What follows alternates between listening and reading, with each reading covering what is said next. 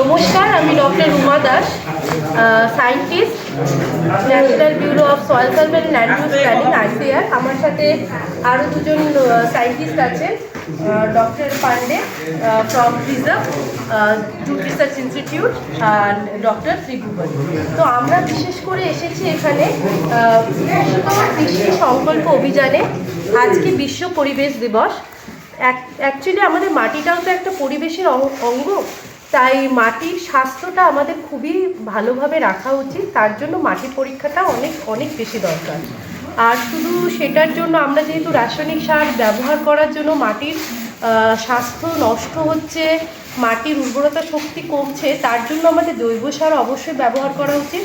আর সেক্ষেত্রে কেঁচো সার, বিশেষ করে কেঁচো যেহেতু খুবই কৃষক বন্ধু প্রাণী জীব, তাই কেঁচো সারকে অবশ্যই আমাদের ব্যবহার করা উচিত। তাতে মাটির উর্বরতাও যেমন বৃদ্ধি পাবে, গাছের ফলনও তেমন বাড়বে।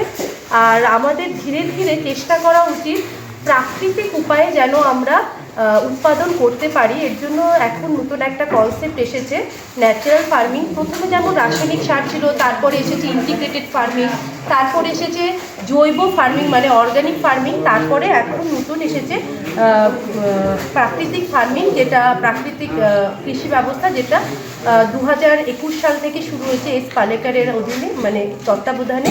তো আমরা যদি সেটাকে ধীরে ধীরে এর দিকে অল্প হলেও যেতে পারি, তাহলে সেটা পরিবেশের জন্য প্রচুর ভালো হতে পারে।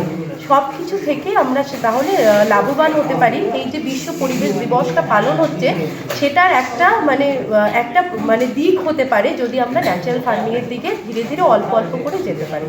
নমস্কার।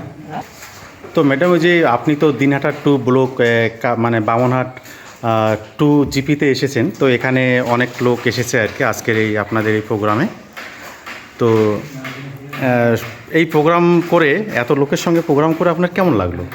আমরা যেহেতু বিশেষ করে আমি তো ICAR এর সাইন্টিস্ট, আমরা সবাই আমাদের সাথে কৃষকদের যোগাযোগটা, আমি এমন একটা জায়গায় কাজ করছি, bureau, national Bureau of Soil survey, সেখানে কৃষকদের সাথে একদম যোগাযোগটা একটু কমই। আমরা বিভিন্ন কেভিকের মাধ্যমে যোগাযোগ করি, কিন্তু এই বিকশিত কৃষি সংকল্প অভিযানের মাধ্যমে আমরা এই 15 দিন কৃষকদের সাথে যোগাযোগ করার সুযোগটা পেয়েছি, যেটা কিনা নতুন একটা অভিজ্ঞতা। কারণ এই অভিযানের প্রথম মূল লক্ষ্যই হলো আমাদের বৈজ্ঞানিকদের কৃষকদের সাথে যোগাযোগ করানো, তাদের বিভিন্ন প্রবলেম সম্বন্ধে জানা, এবং সেখান থেকে যদি কোনো আমরা রিসার্চ একটা ইস্যু পাই, সেটা নিয়ে রিসার্চ করা।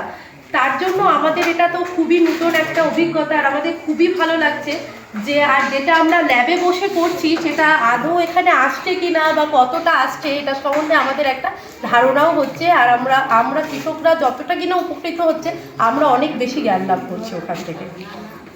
Thank you madam.